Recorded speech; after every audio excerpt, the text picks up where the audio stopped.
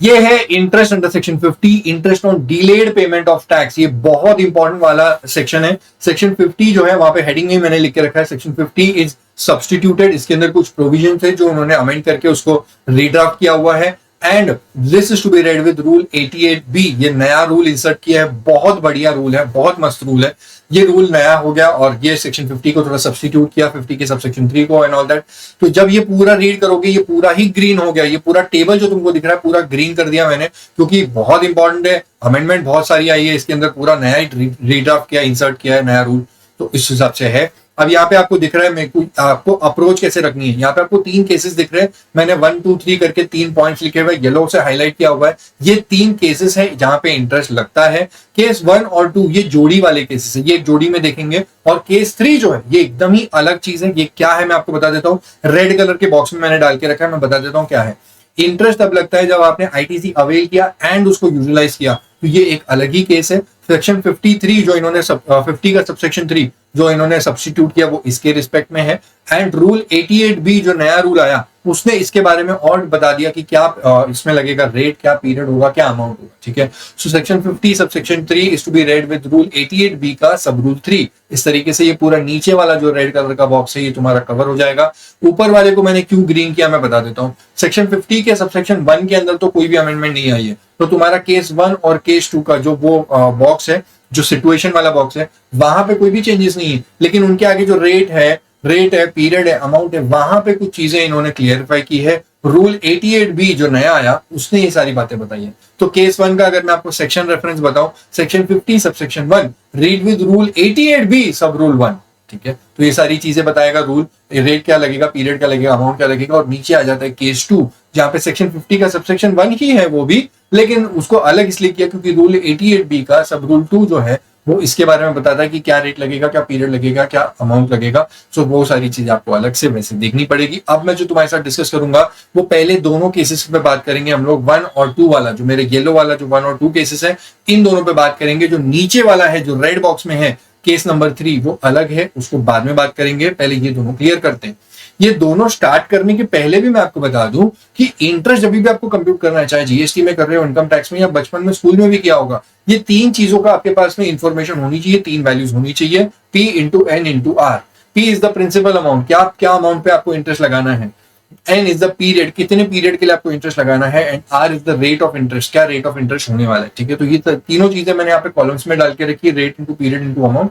अब बात करते हैं केसेस की। पहले केस 1 जो मैं आपको बताने जा रहा हूँ वो मैं बता रहा हूँ, delay in payment of tax whether in full और in part within the prescribe time period. मतलब आपने टैक्स को टाइम पे नहीं किया, उसके बाद में पे किया, लेकिन टैक्स की तो कोई ड्यू डेट ही नहीं है। टैक्स पूरे जीएसटी में पढ़ लिया, कहीं पे भी टैक्स पे करने की ड्यू डेट नहीं है। एक बात समझो, रिटर्न जो फाइल करने की डेट है, रिटर्न फाइलिंग की जो डेट है, वही आपकी टैक्स पे करने की ड्यू डेट है, क्योंकि रिटर्न के साथ में ही आपको टैक्स पे करना है, उसके बिना आप रिटर्न फाइल ही नहीं कर सकते। तो रिटर्न की date is also your tax pay करने की ड्यू डेट। यहाँ पे पॉइंट नंबर 1 में बोला गया, where the supplies made during the tax period are declared in the return. कोई चोरी नहीं की है, कोई चोरी नहीं की है, हम कोई चोरी छुप के काम नहीं कर रहे हैं। जितना भी हमने सप्लाईज करी थी, all those supplies are declared in the return. दूसरी बात, द रिटर्न इज फर्निश्ड, हम भगौड़े नहीं, हम रिटर्न फर्निश कर रहे हैं। गलती कर दी, return is filed after the due date, but अच्छी बात है कि return is filed before the commencement of 73-74 की प्रोसीडिंग। ये चारों बातें अगर आपको मिलेगी तो आपको वो 1 वाला जो मैंने येलो हाईलाइट किया हुआ है, आप केस 1 में फॉलो करोगे और आपको वो रेट लगेगा, पीरियड लगेगा, अमाउंट लगेगा,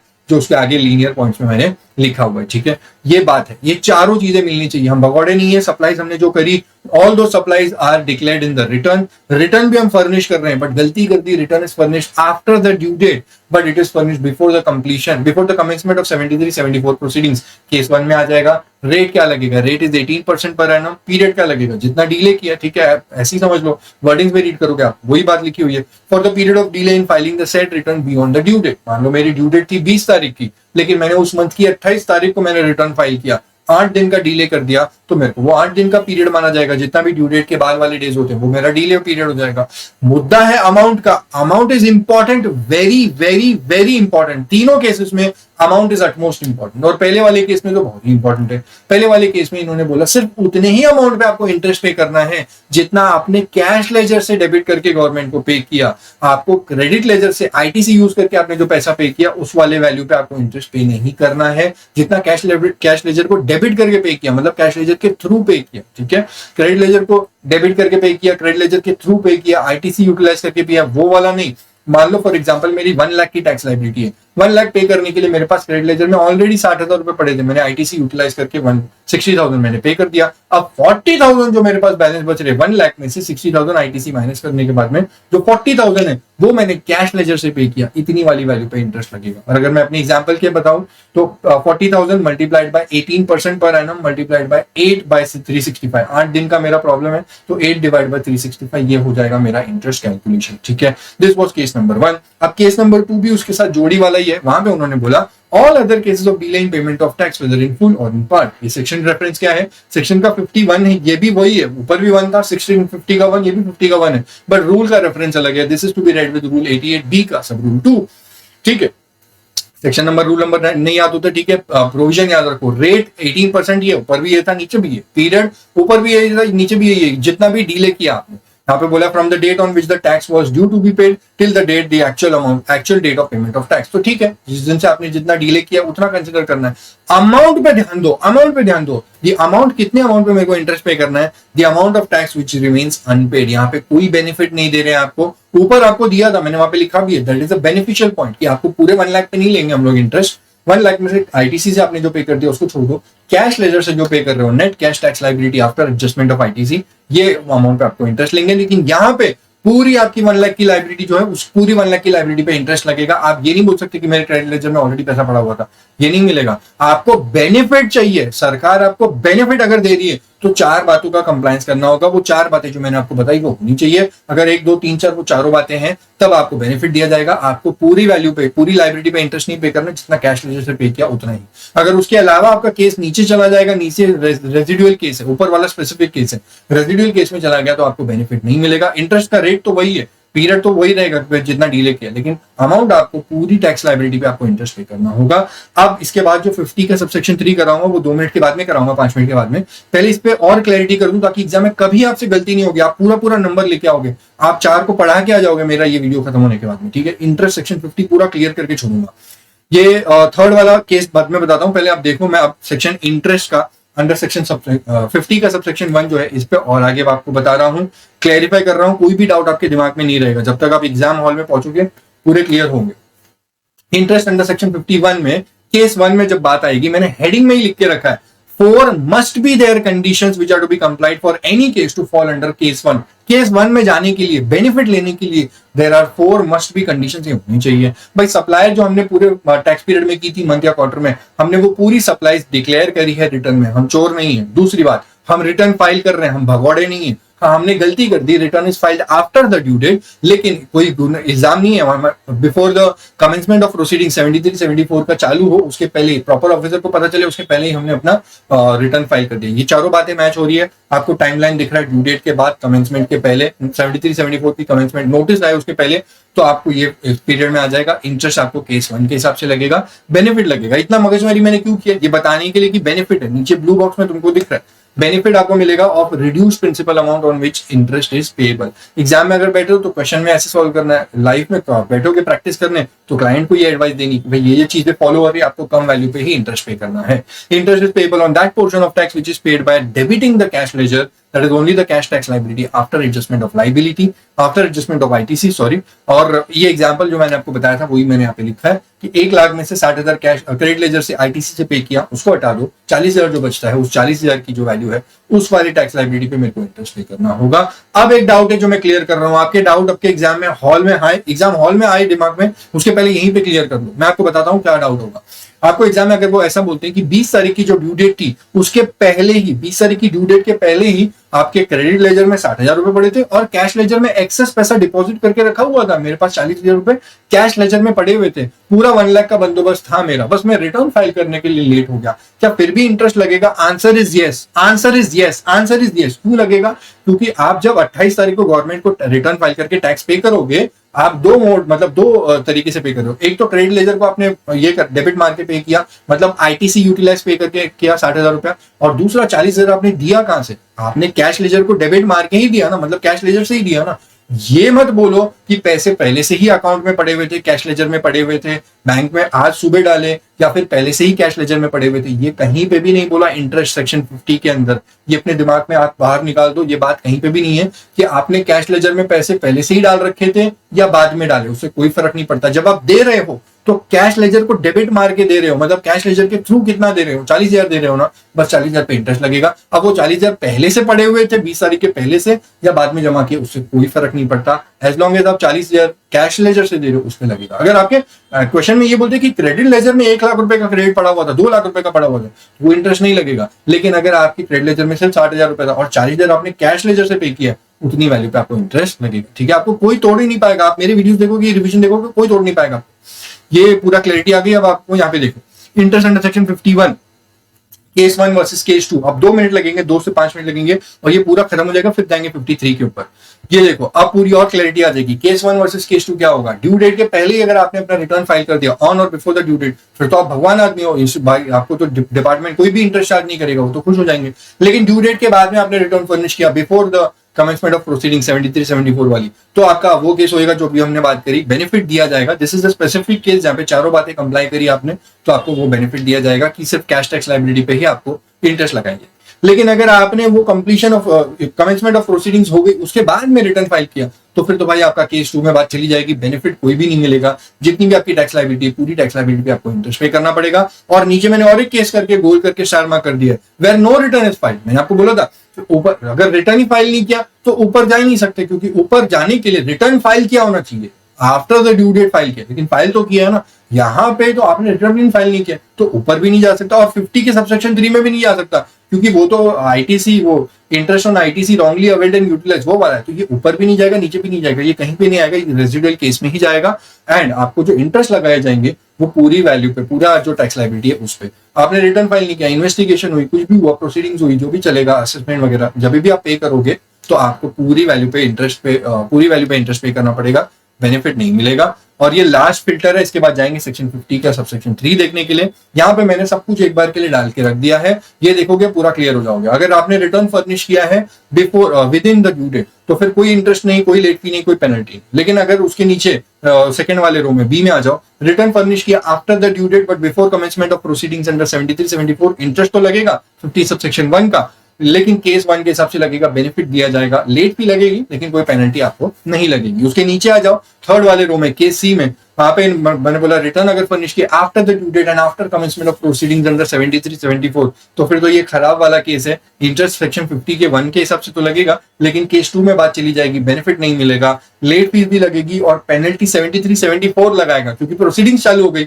अब 73-74 आपके ऊपर पेनल्टी लगाएगा। और उसके बाद में लास्ट वाला, कोई ऐसा निकम्मा जिसने रिटर्न ही नहीं फर्निश किया, फिर तो भाई आपको इंटरेस्ट लगेगा 50 के 1 के हिसाब से। केस 2 में बात चली गई, बेनिफिट नहीं मिलेगा, लेट फी लगेगी। और पेनल्टी लगाने के लिए ऑफेंसेस एंड पेनल्टीज चैप्टर में अंदर बहुत सारी पेनल्टीज है, कोई भी पेनल्टी प्रॉपर ऑफिसर आपके ऊपर लगा सकता है, एज द केस में भी जो भी केस रहेगा। ठीक है, तो ये पूरी बातें हुई मेरी 50 का सबसेक्शन 1 के अंदर जो भी इंटरेस्ट लगता है केस 1 वर्सेस केस 2। अब जाते हैं 50 सबसेक्शन 3 पे। ठीक है, अब बात करते हैं हम लोग सेक्शन 50 के सबसेक्शन 3 पे। जो नीचे वाला रेड बॉक्स आपको दिख रहा है, इस वाले रेड बॉक्स पे बात करते हैं।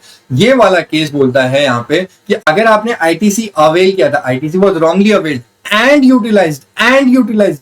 यूटिलाइज्ड, तब जाकर के आपको इंटरेस्ट पे करने की जरूरत है। आपने आईटीसी अवेल किया लेकिन यूटिलाइज नहीं किया, आपने अवेल करने के बाद कुछ दिनों के बाद में, कुछ महीनों के बाद में गवर्नमेंट को रिटर्न कर दिया विदाउट यूटिलाइजिंग, तब आप यहाँ पे आओगे ही नहीं। यहाँ का एंट्री पॉइंट इज यूटिलाइजेशन। आपको एग्जाम में जब लिखना होगा 50 का सबसेक्शन 3 और आगे का इंटरेस्ट वाली बात तब लिखना जब आपको केस में कहीं पे दिख जाए कि इंटरेस्ट आईटीसी जो लिया था वो अवेल करके यूटिलाइज किया था। अगर अवेल किया और यूटिलाइज नहीं किया तो यहाँ पे आना ही नहीं, इंटरेस्ट लगेगा ही नहीं। ठीक है, ये बात मैंने वहां पे जो आपको नीचे दिख रहा होगा सी नोट नंबर 1 2, तो उसमें मैंने वहां पे नोट नंबर 2 के अंदर वो बात लिखी हुई है। अब मैं वहां पे जो रीड कर रहा हूँ आपको बता देता हूँ। Utilisation of wrongly availed ITC, मैंने पहला ही वर्ड वहां पे रेड में डाल के बोल दिया इन्वर्टेड में, utilisation of wrongly availed ITC. It is section 50 का subsection 3 which is to be read with rule 88B का सब rule 3।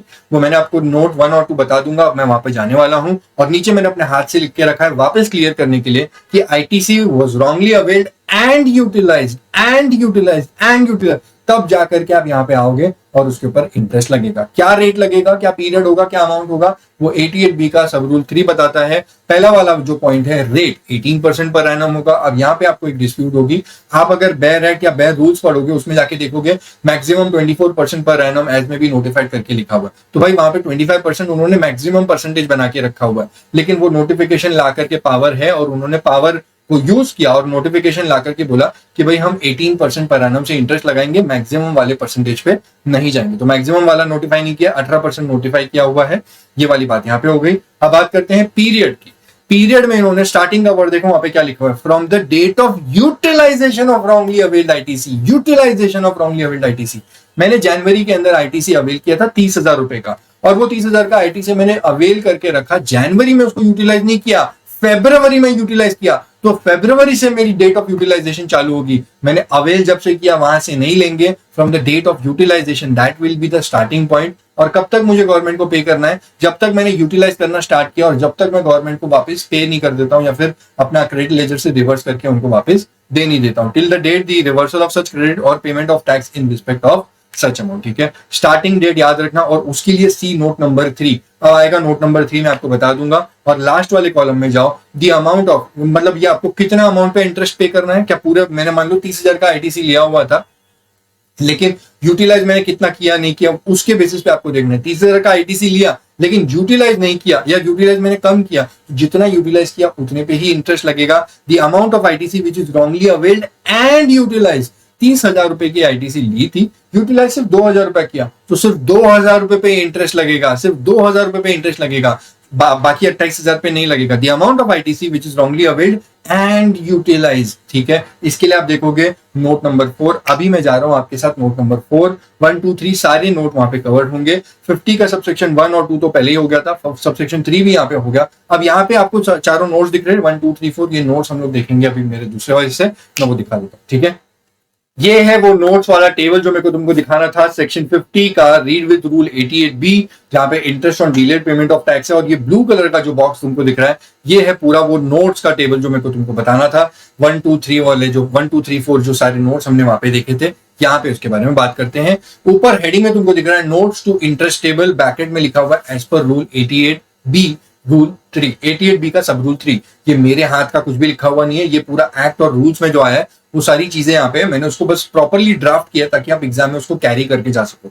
This is your thing, this is your cake. अब इसको भाई लेके जाओ एग्जाम में और क्रॉस कर लो, इसके बाद पूरा खत्म है। ये करवा दूंगा, एक बहुत बढ़िया एग्जाम्पल उठाऊंगा इसके बाद में, उसके बाद में आपका पूरा इंटरेस्ट वाला पार्ट खत्म हो जाएगा। तो ये टेक्स्ट रीड करेंगे, उसके बाद एग्जाम्पल में जाएंगे। ये पूरी बातें लॉ की है, मैं उसको प्रॉपर तरीके से ड्राफ्ट किया और अब आपको समझा भी रहा हूँ।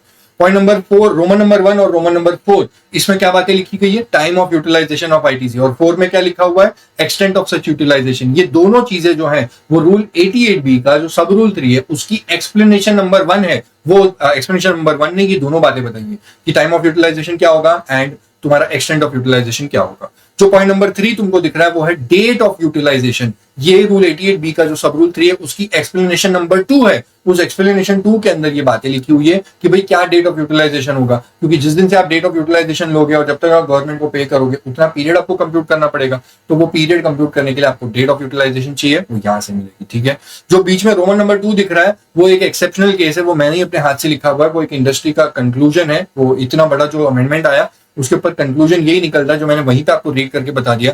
No interest will be leviable under section 53 in a case where ITC is wrongly availed but not utilized ये बात अपने दिमाग में गांठ बांध के रखना, आईटीसी अवेल किया, यूटिलाइज नहीं किया, कोई भी इंटरेस्ट आपको नहीं लगेगा। तो वो पॉइंट नंबर 2 जो रोमन नंबर 2 है वो तो एक कंक्लूजन है, मैंने आपको बता दिया। अब जो 1 और 4 वाला है मैं एक साथ तुमको पहले रीड करके बता देता हूँ, क्योंकि एक्सप्लेनेशन 1 ने बताया है। What will be the time of utilisation, तो यहाँ पे मैंने लिखा हुआ है when is the ITC wrongly availed construed to have been utilised. कब मानेंगे कि आईटीसी को यूटिलाइज कर दिया? When the balance in the e credit ledger falls below the amount of ITC wrongly availed।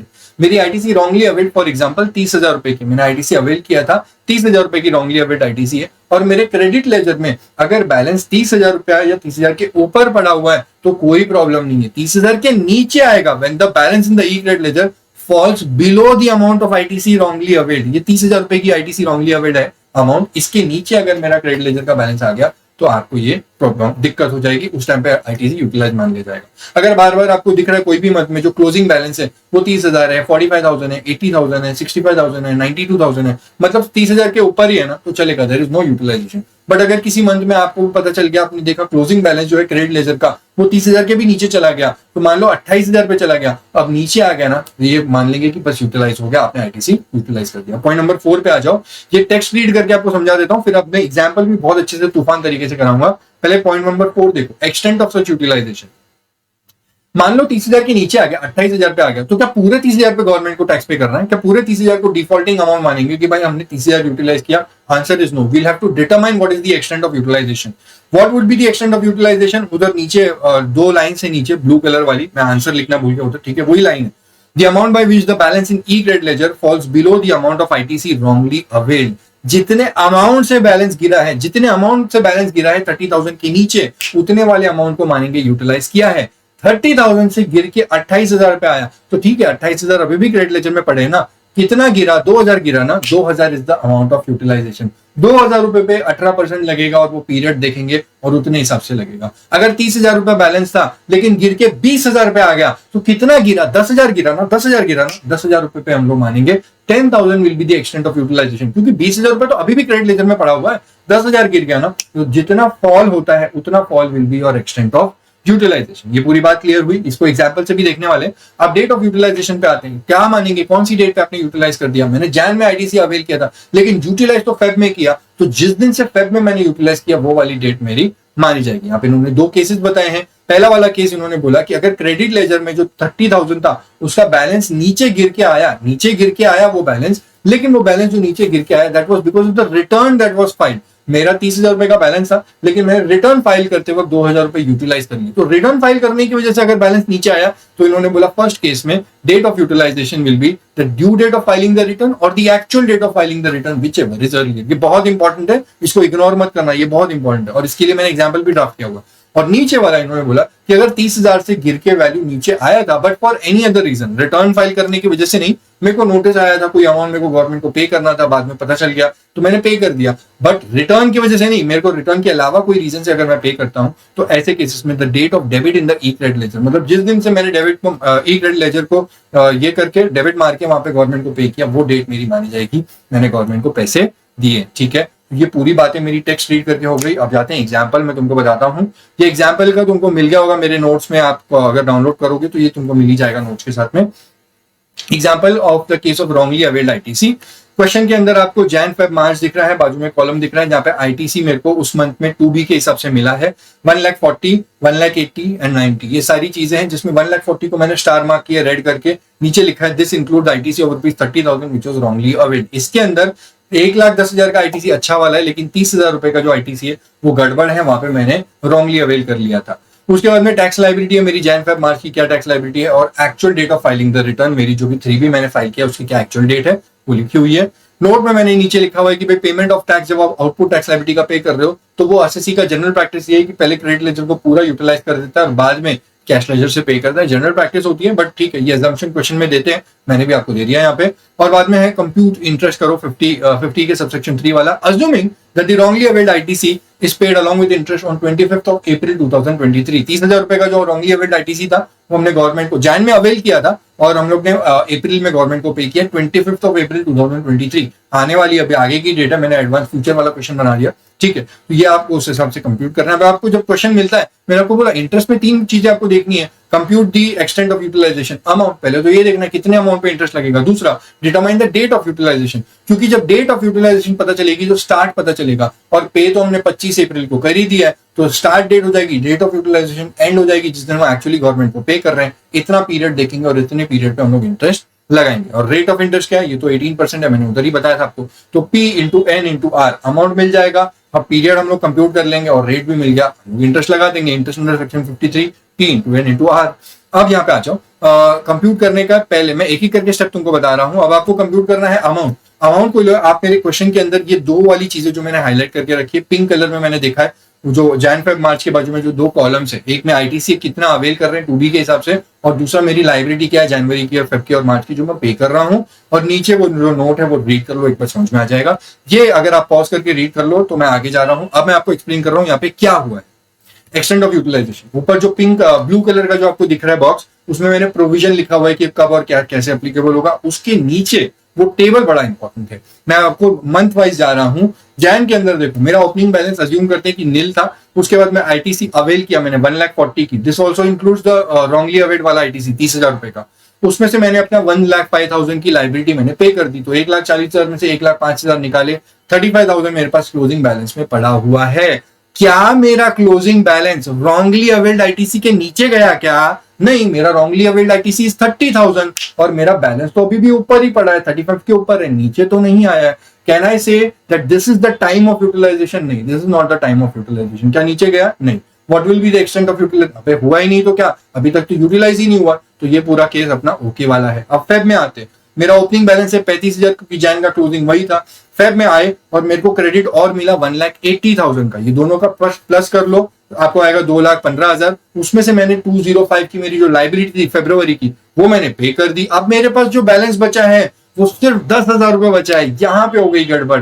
मेरा आईटीसी बैलेंस कितना credit ledger में को रखना था? 30,000 रुपया। This was the wrongly availed ITC, लेकिन मैंने नीचे लेके आ गया, मैं 10,000 तक लेके आ गया। अब मैंने कितना यूटिलाइज किया? यहाँ पे 20,000 का यूटिलाइजेशन कर दिया है, मेरा बैलेंस गिर के 10 पे आ गया। 20,000 की यूटिलाइजेशन है, ठीक है। Did the closing balance fell below wrongly availed ITC of 30,000? Answer is yes. What will be the extent of utilization? 20,000 रुपए, ठीक है। अब आते हैं मार्च के अंदर। अब ओपनिंग बैलेंस तो मेरे पास 10,000 ही है, प्लस 90,000 का मेरे को आईटीसी 2B के हिसाब से मिल गया, 1,00,000 रुपए मेरे हाथ में आ गए। लेकिन फिर मैंने 98,000 की लाइब्रेरी पे ऑफ कर दी। अब मेरे पास क्लोजिंग बैलेंस इज ओनली ₹2,000, तो अब मैंने और 8,000 यूटिलाइज कर लिए। इस बार की यूटिलाइजेशन 30,000 के नीचे तो है ही है, लेकिन एडिशनल यूटिलाइजेशन हुई है 8,000 की, ठीक है। तो 10,000 के भी और नीचे चला गया मैं, तो अब मेरी 8,000 की एक्स्ट्रा यूटिलाइजेशन हुई है। ये आपको मिल गई एक्सटेंट ऑफ यूटिलाइजेशन, ये मिल गया अमाउंट, जिस अमाउंट पे अपने को इंटरेस्ट लगाना है। अब देखना है पीरियड और रेट ऑफ इंटरेस्ट, तो पता ही है 18%, ठीक है। अब आ जाओ, अगर अपने को डेट ऑफ यूटिलाइजेशन करनी, पीरियड निकालने के लिए स्टार्ट डेट और एंड डेट होनी चाहिए। एंड डेट में मैंने बताइए कि 25 अप्रैल को हम गवर्नमेंट को पे कर रहे हैं, तो स्टार्ट डेट देखो, date of utilisation of ITC. अब कंप्यूट करने के लिए आपको मेरी डिटेल्स में से मंथ देख लो और actual date of return filing उसको कंपेयर करेंगे ड्यू डेट से, ठीक है। ये डेटा आपको दिखाने के लिए था कि ये देख लेना। अब आ जाओ, अगर आपने देख लिया तो यहाँ पे आ जाओ, ऊपर जो ब्लू बॉक्स है उसके अंदर प्रोविजन लिखा हुआ है, नीचे मैंने टेबल के अंदर आंसर लिखा हुआ है। ड्यू डेट थी जैन की 20 तारीख और एक्चुअल डेट मैंने फाइल किया 22 तारीख को, डीले फाइल किया, लेकिन कोई फर्क नहीं पड़ता है। वहां पे मेरे को जो लगना होगा वो बाकी सारी बातें हम लोग बाद में देखेंगे। क्या वो रॉन्गली अवेल्ड आईटीसी का केस है अपना? यहाँ पे रॉन्गली अवेल्ड आईटीसी का कोई भी केस नहीं है, तो यहाँ पे मेरे को डेट ऑफ यूटिलाइजेशन नहीं चाहिए। फेब के अंदर जो मेरा रिटर्न फाइलिंग करने की डेट थी 20 तारीख की और मैंने फाइल किया 25 तारीख को, इन दोनों में से विच एवर इज अर्लियर, तो 20th of March will be the date of utilization. March में अगर आए 20 तारीख की, 20 अप्रैल की मेरी जो ये थी ड्यू डेट और मैंने फाइल कर लिया 17 तारीख को, 3 दिन पहले। अब मेरा जो डेट ऑफ यूटिलाइजेशन दोनों में से earlier 17 April 2023 is the date of utilisation. अब ये डेट मिल गई, पीरियड कंप्यूट कर लेंगे और आगे लगा देंगे, ठीक है। ये क्वेश्चन है, ठीक है, इसमें से 2 चीजें अब देखनी, कंप्यूट करना अपने को। आगे आ जाओ, यहाँ पे आ जाओ, फाइनल अब खत्म हो रहा है अपना केस। यहाँ पे रेट 18% है, अब हम कंप्यूट करना है P into N into R. अब जैन के अंदर तो कुछ भी नहीं है, कोई यूटिलाइजेशन ही नहीं है, तो कोई इंटरेस्ट ही नहीं आएगा। फेब के अंदर 20,000 रुपया मेरा जो यूटिलाइज वाला अमाउंट था, 20 मार्च से लेकर के 25 अप्रैल जब मैं गवर्नमेंट को पे कर रहा हूँ, ये 36 दिन का गैप है। 36 डेज को मेरे को जो पे करना पड़ेगा इंटरेस्ट की लायबिलिटी 20,000 इंटू 36 डिवाइड बाई 365, क्योंकि 36 दिन का मेरा डिफॉल्ट है, मल्टीप्लाइड बाय 18%, आपको आंसर आएगा 355 रुपीज, ठीक है। ये मेरी लायबिलिटी इंटरेस्ट की है फेब मंथ के हिसाब से जो रहेगी। और मार्च में जो मेरा 8,000 रुपीज का यूटिलाइज्ड अमाउंट था, वो 8,000 यूटिलाइज मेरा जो डेट ऑफ यूटिलाइजेशन चालू होती है 17 अप्रैल से, और 8-10 दिन में 25 तारीख को तो मैंने पे भी कर दिया। तो यहाँ पे मेरा जो डिफॉल्टिंग पीरियड है वो 8 दिन का पीरियड है। अब आपको क्या लगाएगा यहाँ पे 8,000 इंटू 8/365 मल्टीप्लाइड बाय 18%, वो कर दोगे आपको आंसर 32 रुपीज आ जाएगा। ठीक है, ये पूरी तरीके से ड्राफ्ट किया हुआ है मैंने और इसको अच्छे से खत्म भी कर दिया। आई होप तुमको ये सारी चीजें समझ में आई होंगी। ये पूरा एग्जाम्पल आपको दिख जाएगा। अब वहां मैं वापस तुमको लेके चलता हूँ, कुछ बातें बतानी है, खत्म हो गया है, बस कुछ बातें एंडिंग में बतानी है। ये सब कुछ देख लो आप अभी, ठीक है, ये तो मिल ही जाएगा आपको मेरे नोट्स में से। ये जो मेरे को यहाँ पे तुमको बताना है, ये नोट्स को याद रखने के लिए टेडेक्स एक चैनल है ना, सब्सक्राइबर यूट्यूब पे, टेडेक्स करके TED और नीचे X ऐसे मैंने फ्लो में रखा हुआ है ताकि आपको याद रहे, टेडेक्स।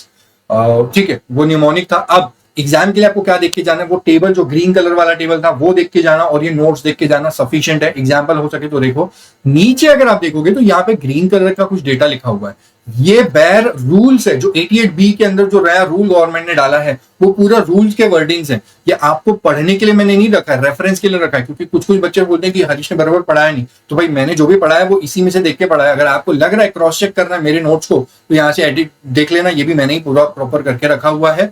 ये आपको पढ़ने की जरूरत नहीं है, ये आपके रेफरेंस के लिए रखा हुआ है, इनकेस अगर आपको लग रहा है कि मेरे को बैर रूल्स देखने, ये वो है।